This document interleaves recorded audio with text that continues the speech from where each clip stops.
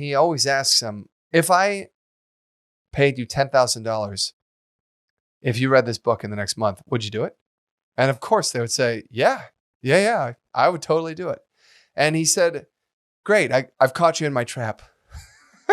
And the trap is obviously prioritization. We don't prioritize reading, so we don't read, right? Welcome to the Be It Till You See It podcast, where we talk about taking messy action, knowing that perfect is boring. I'm Lesley Logan, Pilates instructor and fitness business coach. I've trained thousands of people around the world, and the number one thing I see stopping people from achieving anything is self-doubt. My friends, action brings clarity, and it's the antidote to fear. Each week, my guests will bring bold, executable, intrinsic, and targeted steps that you can use to put yourself first and be it till you see it. It's a practice, not a perfect. Let's get started. Welcome back to the Be It Till You See It interview recap, where my co-host in life, Brad, and I are going to dig into the pragmatic convo I had with Nick Hutchison in our last episode. If you haven't yet listened to this episode, you should. You should just listen to it. So listen in any order you want. Doesn't really matter to us, but go listen to Nick. He is incredible. He's amazing. He's also just really sweet, nice dude. And it's announced, we can say, he is expecting his first kid. I didn't know that. Oh, well, that's exciting. Congratulations, Nick. Get on social. I know. Yeah, I'm all over that. Social. I know. Yeah. Mm-hmm. Uh-huh. Yep. Well, he can do Dad's Club. He could do Vincent's Dad's Club. Yeah. I'll connect the dots there, Nick. That's exciting. I love it. He didn't even ask for dad advice. And I'm like, you should do this thing. Congratulations. You're going to get it. So today is May 30th. It is World MS Day. About this day, World Multiple Sclerosis Day, falling on May 30th, invites dialogue on the disease. Multiple sclerosis, MS, is a relapse-remitting disease with a very slow progression. MS is also known as encephalomyelitis. Yeah. Disseminata. Yeah. And its symptoms include muscle weakness, double vision, and mental physical problems. Due to the lack of research studies on the disease, the exact causes behind it are generally unknown. Many scientists believe that there might be a connection between the onset of the disease and genes or nerve cell dysfunction. Furthermore, there is no permanent cure yet. The symptoms can be relieved. That's crazy to me.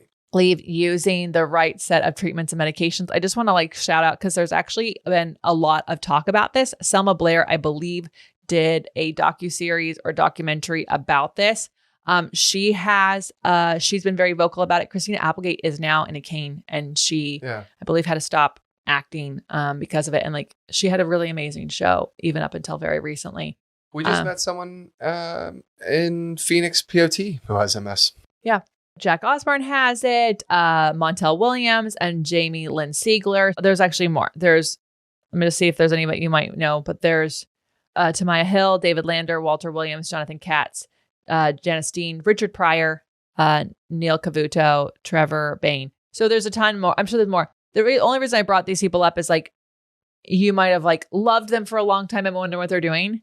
And the truth is that this is a really hard and really sad thing that we have no information on. There's not a lot of treatments or studies being done on it, and it's a real shame. So anyways, but shout out to Selma Blair for the work that she's been doing to draw attention to it.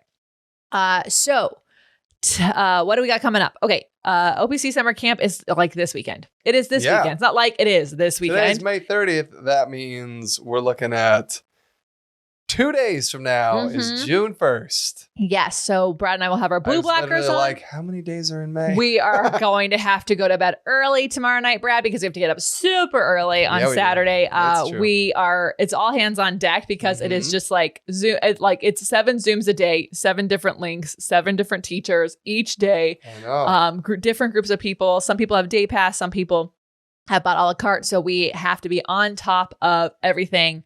As a camp directors that we are, and we have 13 other camp counselors and just an incredible lineup of events for you. This is the biggest thing we've ever done online, and we really hope you join us, because it's all about the Pilates practitioner. You do not have to be a teacher to join these.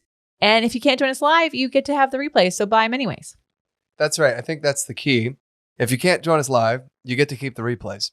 Yeah. So opc.me/events is how you get your tickets before we go live. Yep. Okay. After that, we are actually going to head out on tour. OPC summer tour. We're headed to the Midwest, y'all. We're hitting cities we just pretty much skip over all the time. And so Chicago, I'm looking at you. We're Milwaukee, one of the Twin Cities. Yes, one of the Twin Cities. We're actually potentially Indy. Yeah, sure. We have something in Cedar Denver. Rapids, possibly. I mean, we go to Denver all the time, but we're going to Colorado Denver. Springs. Colorado That's Springs. We are looking at Indy. I think we talked to someone. We're potentially going to be in Cincinnati. Yes. We're looking at that. Yeah. So at any rate, there's 12 cities over the 2 weeks. And we're going to kick it off in Vegas. So we just added a 13th. Oh, hello, Vegas. Hey, Vegas. Coming back. Hi for the love. Thanks for being our kickoff location and sending us off on the way. So anyways, it's going to be a lot of fun. Our headlining sponsor is Balanced Body. That means goodies. And, you can win a gift certificate towards buying that piece of equipment you've always wanted. And if you use my link, you get the discount. So boom, extra credit. Okay. Then another thing that's happening as we speak now, but in June, hopefully open up the doors to Elevate for 2025. And I know that sounds a little early, but the reality is that the mentorship is a 9-month program. There's 5 weekends. I like to give people plenty of time to get their schedule ready, get ready for it, plan for it, and also be able to pay for it. So it is an investment, and I don't take that lightly. So if you are wanting to learn more about Elevate, if you already know you want to do it, we only take 12 people in a round. Want to go to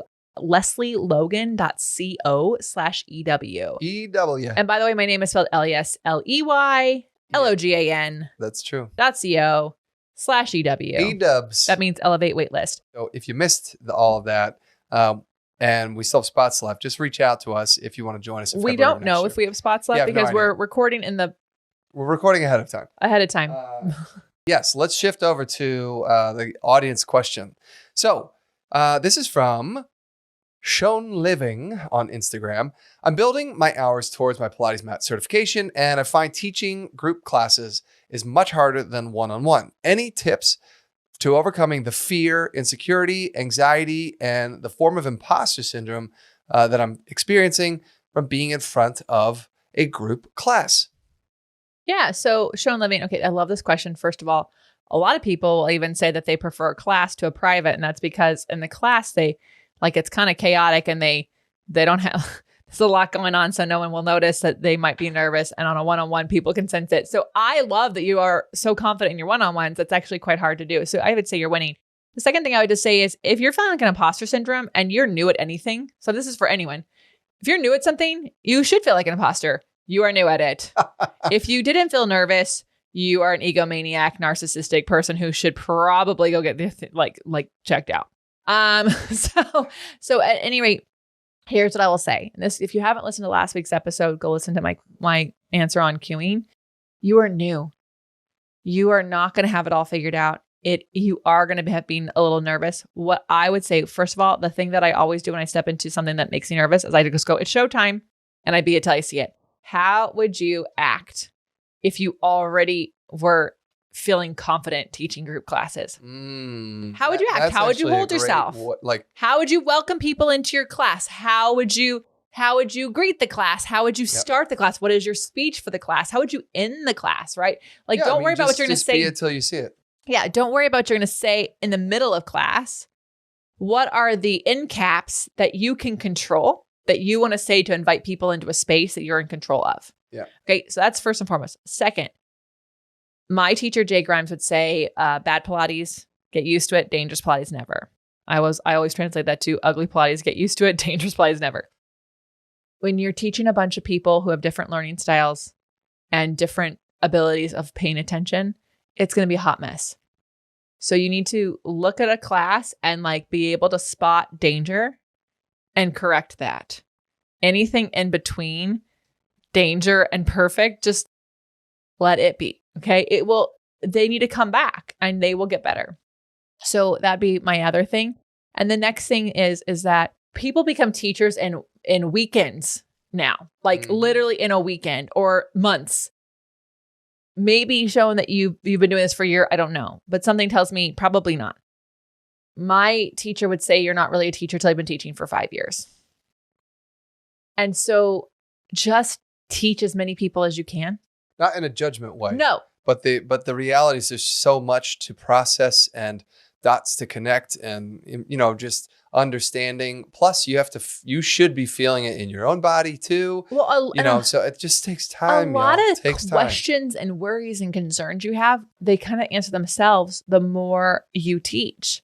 So what I would say is get some friends together that love you and just say, I need to practice teaching a class, and just teach them.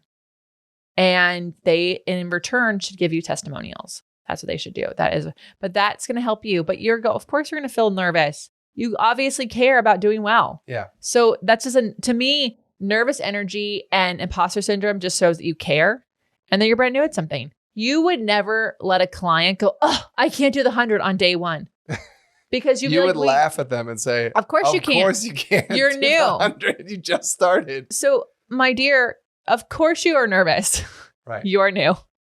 And so for anyone who doesn't teach Pilates, all of this stuff applies to everything you want. You got to be it till you see it. How would you act if you already knew how to do the thing? And second of all, if you're a beginner, kindness and graciousness and patience with yourself. Yeah, to yourself, with yourself. Mm-hmm. Exactly. Yeah, great question. Okay, now let's talk about Nick Hutchison. Nick Hutchison is the founder of BookThinkers, a company dedicated to helping authors promote and market their books. Initially indifferent to reading, Nick's outlook transformed in his early 20s after discovering the transformative power of personal development books. Today, a lifelong learner, he has penned Rise of the Reader and podcast host of BookThinkers Life-Changing Books. His work across various platforms provides valuable strategies for implementing the lessons learned from books into everyday life. Yeah, he's cool.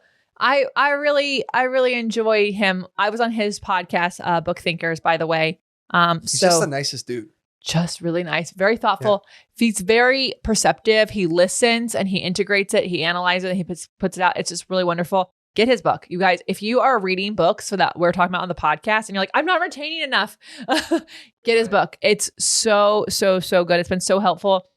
Based off of his book, he taught a little mini version of it to us at the BBG event we went to. And I found that I took less tasks home because I was like, the only thing I have to do is this thing. I'm only here for this thing. This is my intention for the next 2 days. And I really listened to a lot of things. So I was like, that's a great idea. Yeah. Not mine. That's a great idea. Not mine. I left going, I just have these 3 things I'm going to do when I leave. And it's not even 3, it's like 2. And I'm really, really happy about it because it's just great. So go get his book. Love that. One of the things I love to say is that don't assume what your audience wants. And we mentioned the 4 agreements. And so the 4 agreements, in case you've not read the book, is don't take anything personally. Don't make assumptions. The other 2 are be honorable with your word. If you say you're going to do it, do it. And then there's a 4th one. It's always do your best. He said, don't assume what they want. Ask them what they want. And then they should be brought along with you. Too often, a lot of people who are, and this, maybe you're not wanting to write a book, but maybe you want to create a product or on-demand course or have an event. Most people protect it and hold it preciously to themselves. And then they're like, I did it. Here it is. Here's the thing I made for you, but you didn't get any feedback along the way. So they weren't part of building it with you, which means they're not invested in the thing that you're excited about. And you didn't get the feedback along the way to know that they would want blue over green. Well, you guys both used personal experiences to relay this. Obviously, the first launch of agency, there was a lot of emotions tied up in that flop. And also a shit ton of hours to spending time to like make this thing actually come together. And then Nick laughed and said, oh, I did that. He built an entire app and he spent hundreds of hours and tens of thousands of dollars to build this app and nobody used it. And that's because we were making assumptions prior to rolling the thing out. And then what you talked about with the flashcards was when you're rolling out the second one, the reformer deck, you shared the process along the way and it got people that much more excited. Yeah. And it was considerably more of a powerful experience and launch for people than the first deck. Well, we were just at Pilates on tour in Phoenix and this one girl is like, oh, I'm on the wait list for the barrels. I'm like, oh, thank you so much. And I went to update her. She's like, oh, I got the email. You're in the editing process right now. And she's like, I'm so excited. So like, take them on the journey because they actually get excited with you. They want to know what's going on. That's so cool. It was really cool. And we, hopefully by the time this comes out, it's on pre-sale. Because we're obviously recording earlier, but it is part of it. And I can't recall if we've ever talked about this on here, but I'm just going to bring it up in case you missed the episode. We were at the Soho House a couple days before we saw Nick in person last month. And this guy was just like, how do you get people to wait for things? And it's not even about waiting for things. It's also about buying things. He was bringing up waiting, but to me, how I think about how purchasing power, you all listening are purchasing power, every single one of you. You determine if something is successful or not. So you need to know that in everything that you buy. You actually give feedback based on your dollars, okay? You have voting dollars. Like you have a lot of different things you can think about with your money. And I shared that I bring people on the journey. I get them excited. I tell them the process behind the thing. And 8 years ago, I might not have done that because I might have been like, oh my God, they're going to take my idea. They're going to be able to do it. Now they know how to do it. Here's the thing. And Nick and I talked about this. James Altucher says that less than 2% of people, less than 2% of people actually take action on any idea, let alone yours. Yeah. And being part of the process makes them want to do it. So at any rate, I really love that he brought that up. I think it's useful, not just for authors, but for anyone creating anything, anywhere. What did you love that he said? I really loved when he was talking about the different reasons that people use excuses, justifications that people use when they don't read. He was talking about, I'm so busy or in a company, I've got a family, blah, blah, blah, blah, blah. And he always asks them, if I paid you $10,000, if you read this book in the next month, would you do it?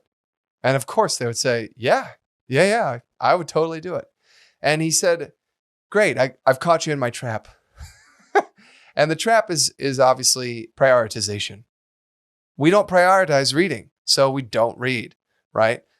And his book is pretty cool in that it gives some practical advice on how to read 20 books a year by doing 15 minutes a day, which is 1% of your day. If you do that, you're going to put yourself on track to read those 20 books a year. And he basically said, listen, it's not a question of whether or not we can read the books. It's a question of whether or not we value it enough. Right? It's about picking books that solve problems and build skill sets. And so, whether you read as an escape, to step away from the crazy hectic that you have, or you read to learn, when you're picking up a book especially for the learning, the rest of his book helps you actually apply and retain and apply the information that you're learning from that book. Yeah. I mean, I actually do like that he said that. We had another guy who said, like, what if I told you, if I pay you $1 million to lose 50 pounds overnight, could you do it? And everyone's like, 50 pounds overnight. And he said, sure, you could. You could cut a leg off. Right? He's like, not ideal, but you could. Right? And he did say that. Yeah, he did. I was like, I heard him. He did say that. There's always a way. There's always a way. There is a way. And I think it is, like really asking yourself what you're prioritizing. And I think we talked about this in the episode. It's just like, your entertainment time. Like how much of it are you watching like Netflix? What if you just took a little bit of it, like a little portion of your entertainment time and read a book that could solve a problem? Well, I laughed when he said, I was working for this guy who suggested that I take my drive time, my 10 hours of drive time, and start listening to podcasts. And I started taking notes on the pods, then deciding to implement some of the strategies on the pods. And later, that same boss was like, wait, hold on. So now you're reading books, you're taking notes on the books, and then you're actually taking that advice and implementing it into your life. And he said, Nick, that's weird. He said, nobody does that. That's amazing. He was doing it at his job, and it was making him way better at his job. And his own boss was like, what?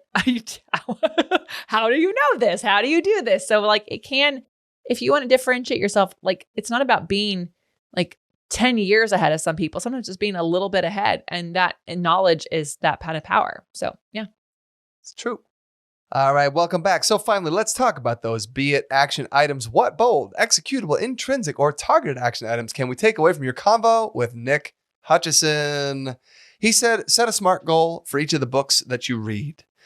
We've talked about SMART goals before. SMART, it's an acronym, stands for specific, measurable, attainable, relevant, and time-bound goals, right? So specific, measurable, measurable, meaning what's not measured can't really be managed.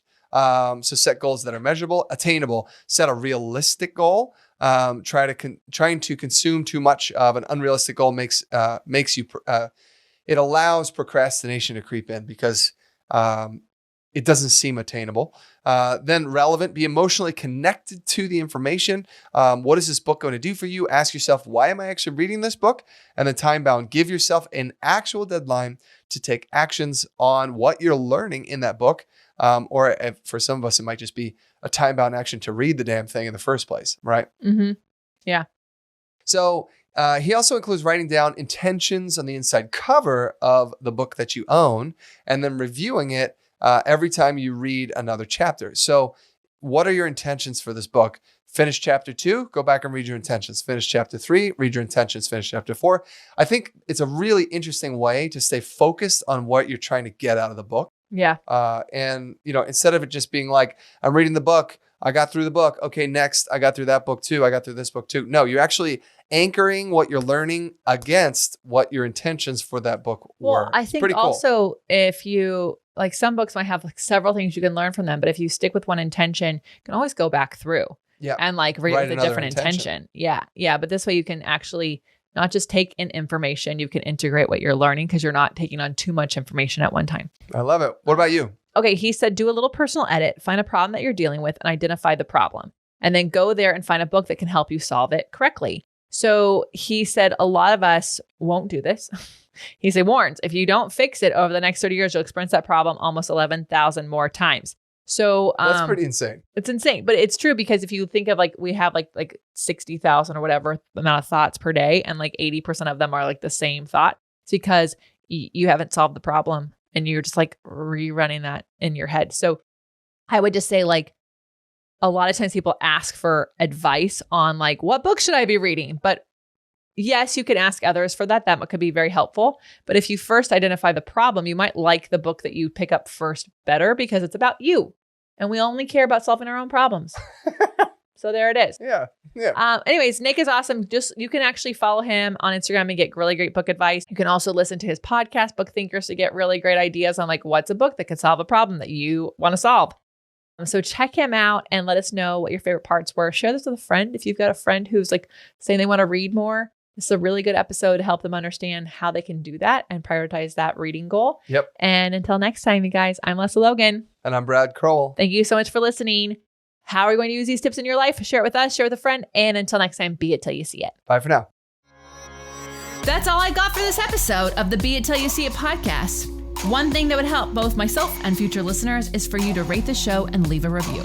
And follow or subscribe for free wherever you listen to your podcast. Also, make sure to introduce yourself over at the Be It Pod on Instagram.